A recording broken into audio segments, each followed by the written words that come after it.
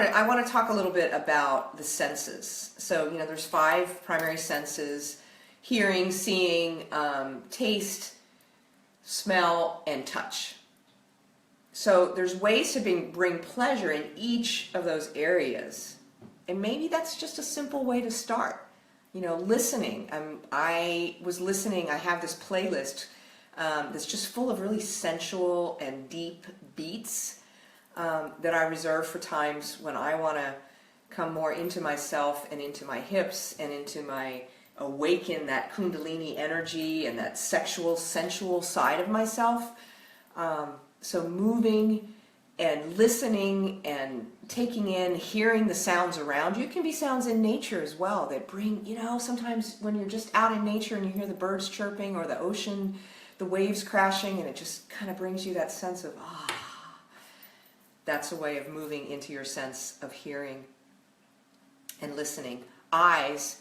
So one of the things that, I believe it was Mama Gina in her book Pussy that talked about an exercise to stand in front of a mirror completely naked. Yes, I know it's vulnerable. And really own your sense of beauty. I have always been really comfortable being naked, quite honestly. So I walk around the house naked all the time. We've got full-length mirrors all over the place, and I don't have an issue with that, and I like how I can be in touch with my body. And I don't get on a scale. I just look and see, oh, there's a little bit more softness around my belly. Maybe it's time to kind of pull back on the sweets or notice my patterns. But what she offers up as a way of coming in to our deeper sense of ourselves and our own beauty is to set the lights really dim, put candlelight on, and really focus on looking at every part of your body and notice the emotion without judgment. It's a really hard thing to do. Yeah, there's certainly parts of me where I'm like, ooh, what happened there? So she offers the option of doing this maybe once or twice a week and saying to yourself, and really being conscious about when you want to turn away and staying with it and honoring your beauty however you feel and connect with the divine, whether it's through prayer or affirmations, affirming your own beauty and learning until those sort of emotional triggers start to go away about what you're seeing, learning to love every bit of your curves, every bit of your imperfections, your scars, whatever is going on for you. It's a practice, but it is so worth it, the level of joy and pleasure that you can bring back into your life by falling in love with yourself again, and however that works for you. So I talked about hearing and seeing. I talked a little bit earlier about tasting, savoring your foods.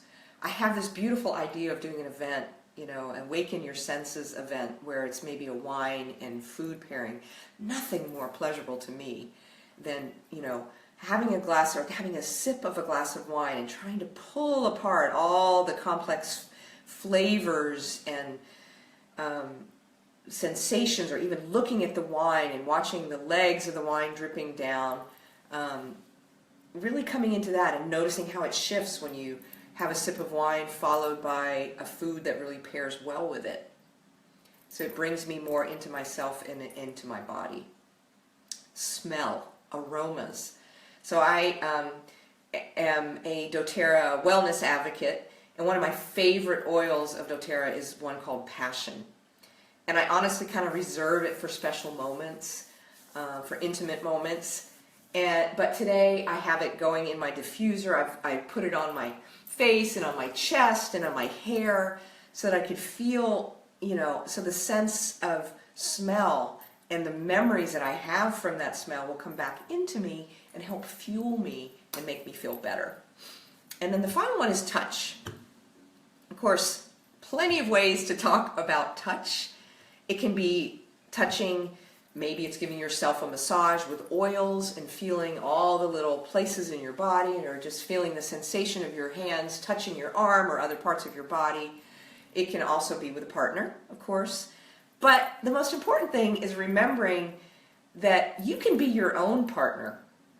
And I'm not talking only about the sexual parts of it, but you have to own your own sense of beauty and your own sense of being who you need to be in order to attract others. Maybe being a little flirty.